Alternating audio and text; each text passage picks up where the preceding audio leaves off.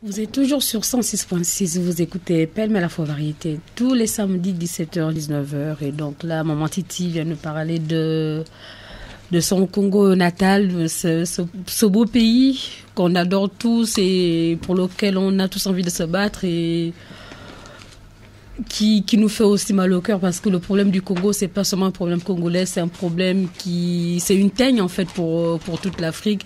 Et on se rend compte malheureusement aujourd'hui que le problème qui touche le Congo, c'est le problème qu'on a en Centrafrique, c'est le problème qu'on a un peu partout dans l'Afrique. Maman Titi, tu vas nous dire ton message, ce qui t'amène encore une fois. Ce qui m'amène encore une fois dans ce studio est toujours de sensibiliser, d'informer le public de la situation catastrophique qui sévit au Congo. Depuis 1997, depuis l'avènement de l'AFDL, le Congo vit dans une situation sans précédent. Viol de femmes, 12 millions de morts, pillage des ressources naturelles, occupation du Congo par l'armée rwandaise et même direction du Congo jusqu'à la magistrature suprême.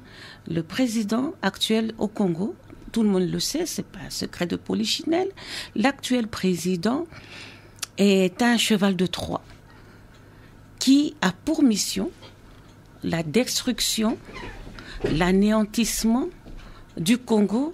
Sa mission est de balkaniser le Congo pour les intérêts des pays voisins que je cite, le Rwanda, le Burundi, l'Ouganda et bien sûr la mafia internationale et la communauté internationale qui ne fait rien. Il y a un silence assourdissant de la communauté internationale. Et nous n'allons pas rester figés par rapport à ce silence. Nous faisons des campagnes d'information pour que le public sache qu'il y a génocide au Congo. On n'en parle pas, il y a silence total. Et je me souviens qu'on avait dit en 1945 à Nuremberg, plus jamais ça, suite au génocide des Juifs. Aujourd'hui, il y a un génocide au Congo. Personne n'en parle. Tout simplement à cause des intérêts financiers des multinationales qui arment des milices étrangères pour tuer, voler, violer au Congo. C'est la raison pour laquelle nous n'allons pas nous taire. Si l'occasion se présente, nous allons dénoncer ce qui se passe au Congo. Et ce sont uniquement les Congolais qui pourront mettre fin à cela parce que la communauté internationale, pour moi, ne fait rien. À l'est du Congo, au Kivu, il y a une troupe de 22 000 hommes de la MONUSCO qui sont censés protéger les populations. Imaginez-vous, depuis 1999, ils sont au Congo. On tue les Congolais, on les viole. Je ne sais pas à quoi ils servent. Donc les Congolais doivent prendre leur destin en main. Les Congolais doivent prendre leur décision. Merci Maman Titi. Et c'est vrai que l'émission prend une autre couleur que celle que nous avions annoncée. Mais bon, hélas, c'est le direct. Ce sont les aléas du direct. Nous avons en ligne donc un auditeur, un acteur de la coalition des Congolais pour la transition qui nous écoute depuis Toulouse.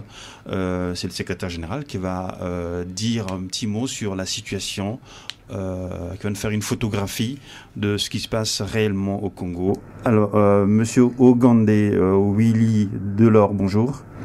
Oui, bonjour, cher monsieur. Oui, donc vous êtes membre à part entière de la CCT. Nous venons de dire que vous êtes le secrétaire général de la CCT. Vous nous écoutez depuis Toulouse. C'est exact. Je suis à partir du Tarn. C'est une commune de la région Midi-Pyrénéenne, commune du département du Tarn. C'est là où je réside.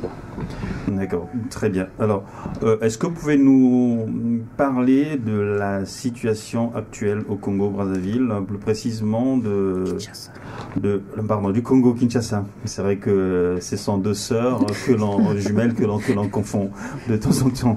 Voilà, permettez-moi le lapsus.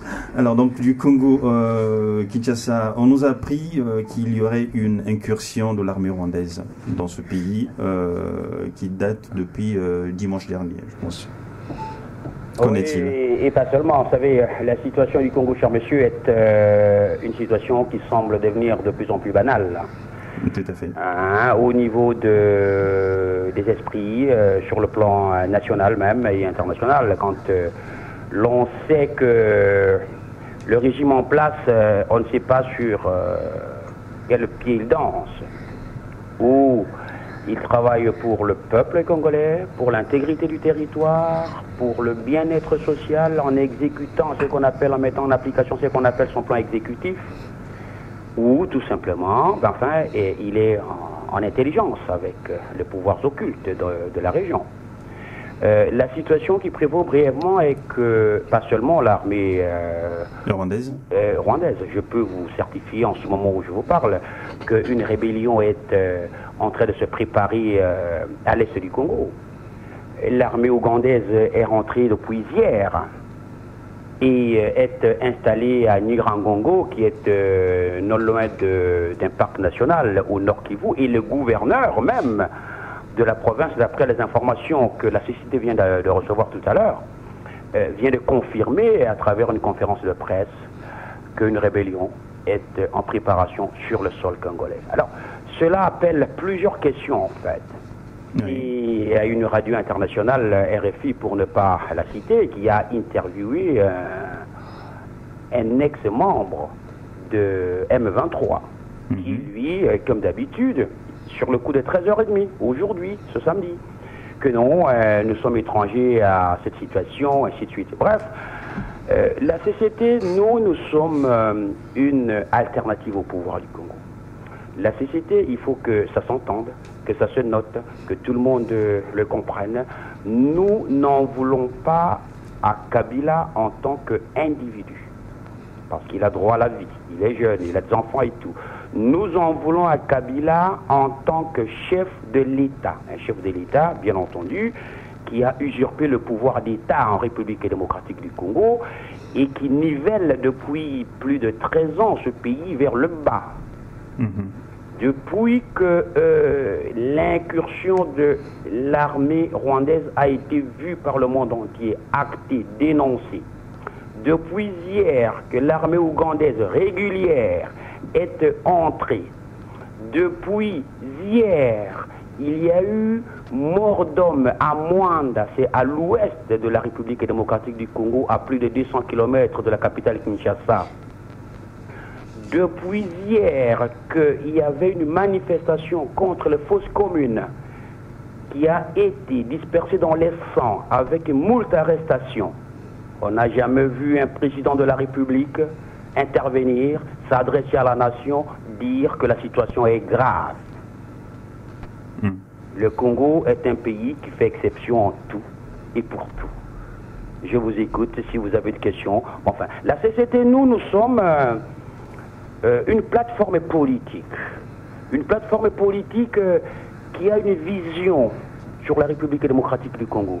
C'est-à-dire l'instauration d'un état de droit. Ce n'est pas ce qu'on a toujours dit. Il y a beaucoup de slogans au Congo, installation d'un état de droit, il y a ceci, il y a cela. Depuis plusieurs années, on a entendu que cette cantique, ça devient banal. Au moment où nous parlons, il y a une femme qui est en train de se faire violer. Où est le régime du Congo? Où est le gouvernement Kabila? Où est le président de la République? Alors, les forces de sécurité et de défense sont contre la population. À Kinshasa, il y a eu des blessés hier, il y a eu des arrestations arbitraires sans cause. À Mwanda, il y a eu mort d'homme. Plus de 62 jeunes femmes ont été violées. 7 femmes du 3e âge ont été violées. Et des gens ont été persécutés. Et c'était où? En plein marché de Mwanda, cher monsieur. La ville qu'on appelle Mwanda, à quelques kilomètres, à quelques encablures de la capitale Kinshasa. Tout le monde s'était. Pendant ce temps, on fait diversion, on parle des élections, on parle de ceci, on parle de cela. Voilà. Voilà où on en est. Voilà pourquoi la CCT se propose de prendre le pouvoir au Congo. Voilà pourquoi la société s'inscrit en faux contre cette parodie d'élection, parce que nous sommes tous africains, celui qui a été mordu par un serpent a peur d'une corde. 2006, Kabila a fraudé les élections. 2011, c'était pareil. Vous me poserez la question de savoir, mais où sont les Congolais? Et je vous dirai qu'il y a toujours dans chaque société, cher monsieur, des fils égarés. Oui, mais c'est qui sont toujours, qui trouvent leur compte en soutenant le mal contre même leur propre pays. Quelle est la situation au Bas-Congo? Parce qu'au Bas-Congo, apparemment, il y aurait également des soucis. C'est justement ce que je suis en train de vous dire. À Mwanda, il y a eu au marché central de viols. Le sang a coulé. Et le sang a coulé à cause de qui et par qui? Monsieur Kabila détient des uniformes des militaires zimbabwéens, sud-africains, ougandais et rwandais. Une logistique de tenues flambant neuves. Monsieur Kabila utilise ces forces que nous appelons, nous, milices politiques, vêtues des uniformes étrangères, pour pouvoir bâillonner le peuple. À Mwanda, c'était que la population voulait poser des questions par rapport à ce qui se passe à l'est du Congo. Et tout d'un coup, il y a eu des échauffourées, de coups partout, de fusils, de toutes des armes sophistiquées, des détonations d'armes de guerre, jusqu'à ce que ces militaires-là, vêtus de tenues militaires étrangères, s'en prennent à la population, au marché. Il y a des images qui circulent sur le net. Les images circulent sur le net, mais est-ce que c'est à dire qu'au Congo, il n'y a plus d'armée? L'armée, la justice sont à la solde du régime Kabila, qui lui-même se comporte à Kinshasa comme un gouverneur général installé par Kigali. C'est ça le problème qu'il y a. Et c'est pour cela que je venais de vous dire tantôt que il y a des fils égarés. Il y a des Congolais dans l'armée. Que voulez-vous qu'ils fassent? Dans l'armée congolaise, il y a infiltration. Il y a des officiers de l'armée rwandaise, des officiers de l'armée ougandaise, qui sont là, au milieu, et fondus dans la police, au milieu de l'armée rwandaise, et qui se regardent comme chiens de faïence, et qui surveillent les faits et gestes. L'armée, les FRDC, qui a été infiltrée à cause de M. Louis Michel, n'existe que de nom, les FRDC. Aujourd'hui, à Béni, par où les Ougandais sont rentrés, eh bien, les meurtres deviennent trimestriels. Pas plus tard qu'il y a 48 heures, on a tué à la machette une vingtaine de personnes. Béni, c'est à l'est de la République démocratique du Congo, province du Nord Kivu, la frontière avec l'Ouganda. Que fait le président? Que fait le ministre de la Défense? Bref, la situation de la République démocratique du Congo est devenue indescriptible. Ça devient, on dirait, banal. Voilà pourquoi la CCT, qui est la coalition des Congolais pour la transition dont j'ai la chance et la charge d'assumer le secrétariat général, se propose de remplacer Kabila le plus rapidement possible et ne veut même pas entendre parler des élections, parce que nous n'avons pas besoin des élections dans une situation de meurtre, de crimes, d'arrestations arbitraires. Tous ceux qui parlent des élections actuellement au Congo sont contre la patrie. Et la CCT travaille jour et nuit, nous sommes représentés à travers le monde, nous sommes un peu partout au Congo comme des fourmis, nous sommes en train de travailler jour et nuit pour pouvoir mettre un terme aux souffrances du peuple congolais. Voilà, donc vous allez mettre un terme aux souffrances du peuple congolais qui souffre en effet, parce que vous parlez de Mwanda, mine de rien, la violence commence à arriver tout doucement vers Kinshasa. Et la violence, en fait, la violence est orchestrée. La violence n'arrive pas à Kinshasa. La violence est organisée à Kinshasa par le régime Kabila. Ce n'est même pas un régime, on appelle ça un système. C'est Kinshasa qui coordonne le tout. Et même la rébellion en gestation aujourd'hui, c'est M. Kabila à partir de Kinshasa qui va en être le commandant. Ça, il faut qu'on vous le dise. Et vous êtes des journalistes, moi-même, j'en suis un. Tout ce qui se passe à travers le monde, tout ce qui se passe au Congo aujourd'hui est la cause de Kabila est la cause de Kabila qui est au milieu de tout, qui se comporte comme un gouverneur, qui reçoit des instructions, qui les applique. La violence n'arrive pas à Kinshasa, la violence est organisée à Kinshasa et diffusée dans le reste du pays par le système Kabila. Mais comment vous expliquez le silence des autorités, même si c'est vrai que, comme vous le dites si bien, mais bon, on peut quand même jouer une parodie d'autorité. Comment vous expliquez que les armées régulières, reconnues comme telles, puissent rentrer dans un territoire et que le président ne fasse rien du tout?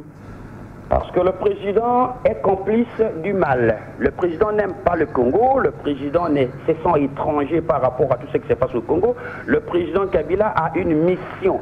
La mission de déconstruire les tissus sociologiques de la République démocratique du Congo, les tissus économiques de la République démocratique du Congo.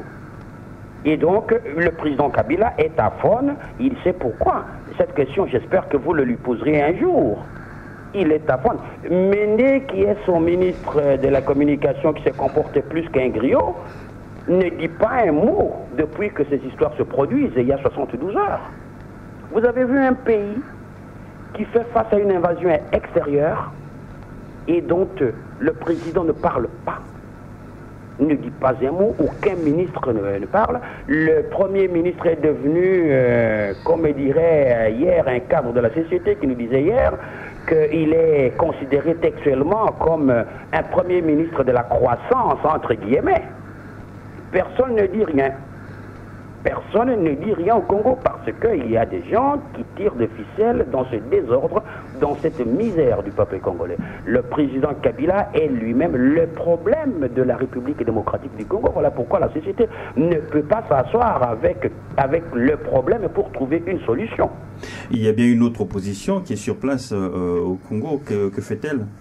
Je peux vous dire que nous sommes désolés au niveau de la société. Nous avons toujours observé la situation, nous avons toujours examiné la situation, nous avons toujours discuté avec l'opposition locale, comme on dit. L'opposition locale nous avoue son impuissance. Les leaders de l'opposition locale sont persécutés, ils ont peur. C'est-à-dire que si vous osez, eh bien le monsieur... il vous amène en prison de Makala. C'est-à-dire que la justice même est inféodée au pouvoir. Les quelques officiers supérieurs congolais de FRDC sont pareils. À servir le pays, affamer la population pour bien régner. Ça, c'est un système archaïque. C'est ce que fait Kabila au Congo. Et la société civile dans tout cela ? Comment ? Et la société civile dans tout cela, La société civile est victime des humeurs de M. Kabila. Aujourd'hui, au moment où nous parlons, il y a un membre de la société civile qui lutte entre la vie et la mort. Il y a un député, M. Kavioro, qui lutte entre la vie et la mort. La société civile s'agite, c'est des bruits, tant que faire se peut, mais ne peut pas faire grand-chose parce que tout le monde a peur. Il y a la peur qui est instaurée au Congo comme système de gouvernance par Kabila. Et il faut dire aussi que dans tous les cas de figure, le peuple congolais aussi cède beaucoup à la peur, cette crédulité venue d'ailleurs. Parce qu'il y a tout le moyen qui sont bons pour M. Kabila. Il empoisonne, il fait arrêter, il fait tuer. Aujourd'hui, on nous parle de l'indigence. Il semble que beaucoup de Congolais sont indigents. Il semble qu'aujourd'hui, au Congo, les hôpitaux, les morgues de la République démocratique du Congo, partout dans le pays, renferment et enregistrent des morts qui sont oubliés ou méconnus par leur famille, ce qui est faux et archi-faux, et qu'on enterre dans des fosses communes. Ou vous êtes avec Kabila et vous vous couchez devant lui, ou vous n'êtes pas avec lui et vous allez à Makala en prison. Voilà ce qui se passe au Congo. Mais en parlant de cette histoire, enfin de cette réalité, bien sûr, c'est pas une histoire, mais bon, de ce fait réel des 421 personnes qui ont été enterrées nuitamment du côté de Maluku il y a quand même une certaine divergence qui se soulève, d'autres qui ne croient vraiment pas sur le fait que ce soit vraiment des indigents, certes, mais bon, mais comment est-ce qu'on en a pu arriver là? Comment est-ce qu'on a pu faire en sorte que l'on ait rassemblé 421 personnes sans que ces personnes ne soient revendiquées par qui que ce soit? Au moment où nous parlons, cher monsieur, les Congolais, plusieurs familles sont en deuil. Depuis les événements qui ont secoué ce pays au mois de janvier, plusieurs familles cherchent les leurs. Plusieurs Congolais sont portés disparus. Ce sont ces Congolais-là portés disparus qui ont été enterrés nuitamment. C'est ça la vérité, c'est ça l'évidence. Il n'y a pas une autre explication par rapport à ce qui s'est passé. La CCT, par rapport à notre centrale, nous avons eu des informations précises, détaillées, même des noms. Les noms de ces personnes, de ces jeunes gens. Aujourd'hui, au moment où nous parlons, on est en train de faire une parodie des tribunaux. Un jeune garçon étudiant en 3e année de droit à l'université de Goma, on le traîne à la justice, il est membre de Lucha, soi-disant qu'il a été investigateur des choses avec les Yanamar et tout, et celui, la tête de pont, on est en train de le condamner à plusieurs années de prison. Donc, pour répondre clairement à votre question et beaucoup plus précisément, oui, tout à fait. Ceux que Kabila appelle des indigents, ce sont en fait les victimes des manifestations qui eurent lieu le 19, le 20, le 21 et le 22 janvier dernier. C'est ça la vérité. Donc il n'est pas exclu que demain qu'on puisse encore découvrir d'autres fosses communes, puisque si vous me dites que hier et aujourd'hui il y a encore eu des heurts dans l'espace national. Oui, mais de toute façon là ça ne fait l'ombre d'aucun doute. Il y a de fausses communes à travers le pays. À Goma, il y en a. À Bukavu, il y en a. Dans le Bandundu, il y en a. Et le vice-gouverneur de la ville de Kinshasa, sans froid aux yeux, a dit clairement qu'effectivement, ça c'est une pratique que nous avons depuis quelque temps. Nous prenons des personnes qui n'ont pas de famille, nous les enterrons dans des fausses communes. Il a dit ça. Depuis lors, il est suspendu. Pas plus tard que lundi dernier, Kimbuta lui-même, qui est le gouverneur de la ville de Kinshasa, a avoué publiquement qu'il n'est pas pour ce qui s'est passé à Maluku, sans d'autres précisions. Donc il sera bientôt démis de ses fonctions aussi. Ah ben, ou alors arrêtez. Parce que Kabila ne se contente pas de démettre des fonctions, c'est-à-dire vous arrêtez et puis vous amenez.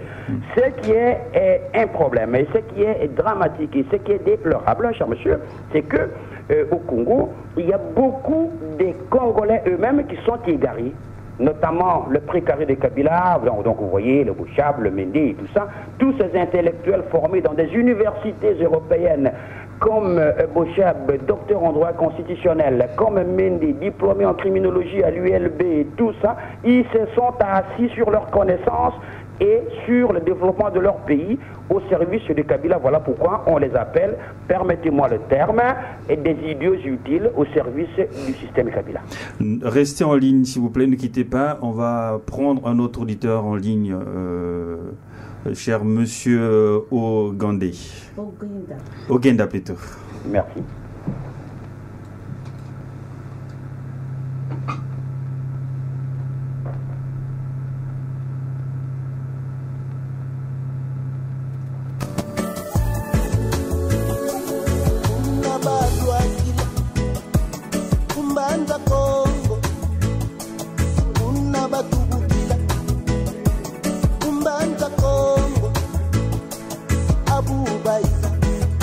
Baiza kungwana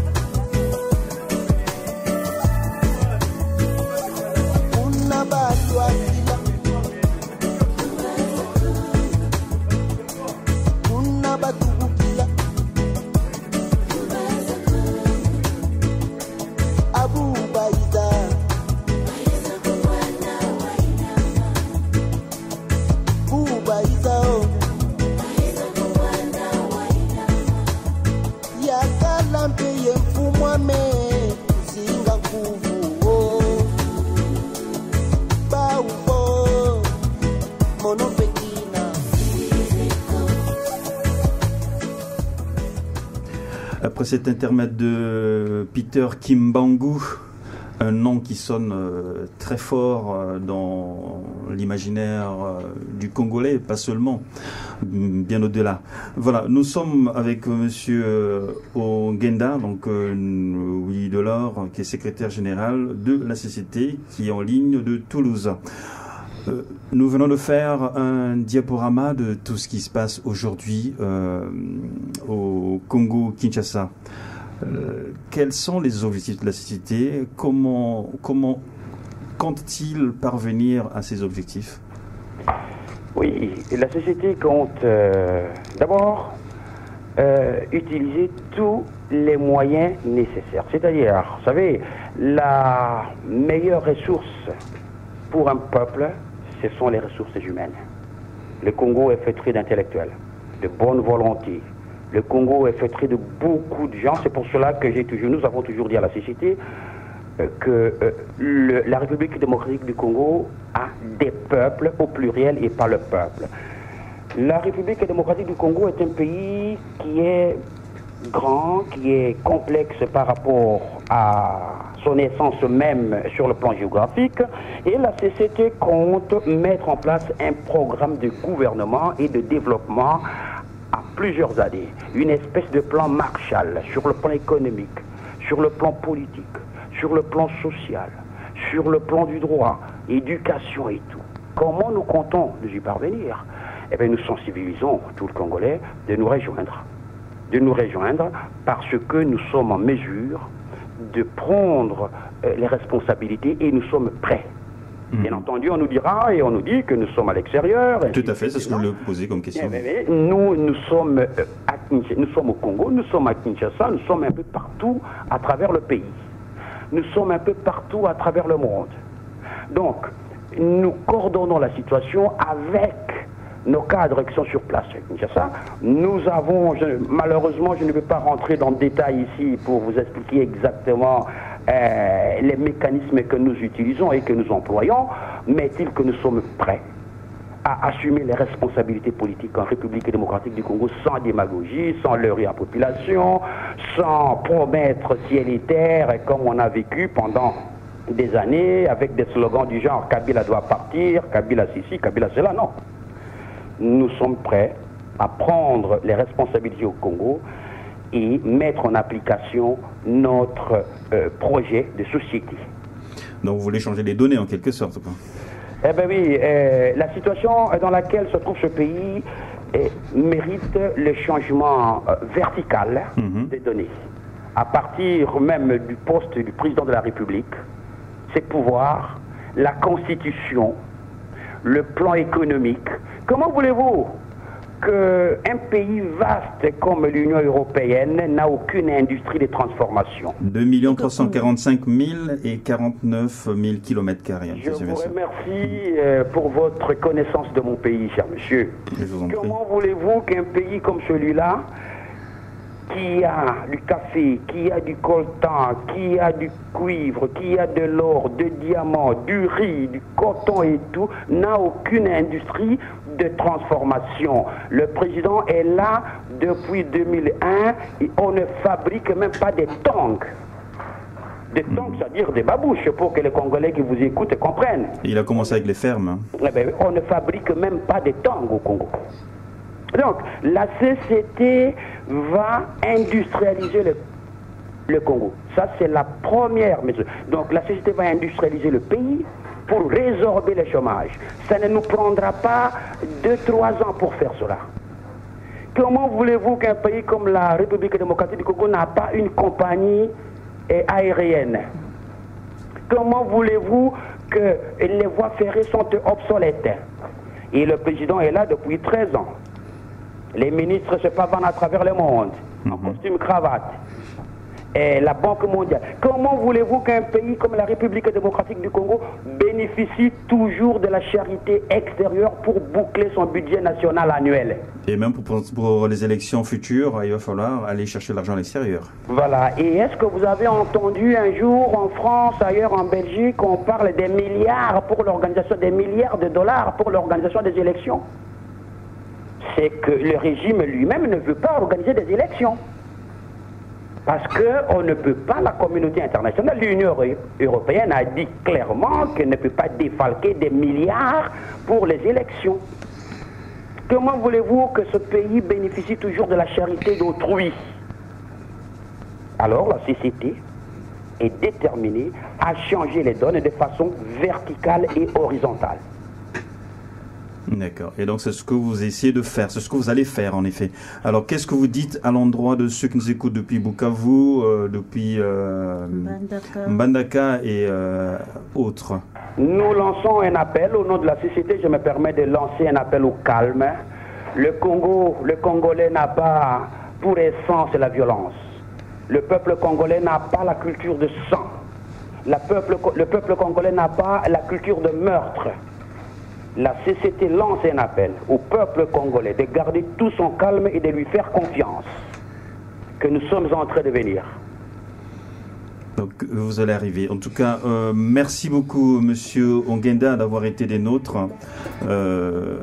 Nous essaierons d'être un peu plus longs la prochaine fois. Merci.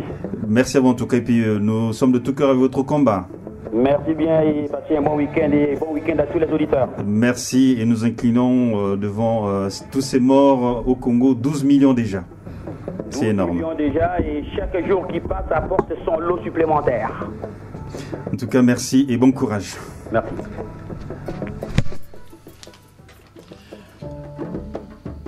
Voilà, donc si vous nous écoutez depuis l'Australie, sachez que nous étions donc à Lille où on a essayé de faire le mieux pour que nous puissions essayer de vous faire entendre au moins l'une des voix de la CCT plutôt. Et toutes nos excuses à ceux qui attendaient M. Léon Katambwe. Comme nous l'annoncions tout à l'heure, nous sommes dans le direct et le direct, il y a des aléas et donc ces aléas nous les assumons et nous prenons toutes nos excuses auprès des auditeurs. Oui, chers auditeurs de Mbandaka, Bukavu, Goma, nous sommes ensemble. Ingeta, Ingeta, pour la libération du Congo. Le peuple congolais vaincra. Ingeta, Ingeta, Ingeta. Voilà, c'était l'émission Palme la Fauvarité. Bonne soirée à tous. Natacha, Claude. Claude, oui. Si vous sentez couvert, car c'est aussi le sida qui tue aussi. Qui tue aussi autant de morts que tous ces combats inutiles.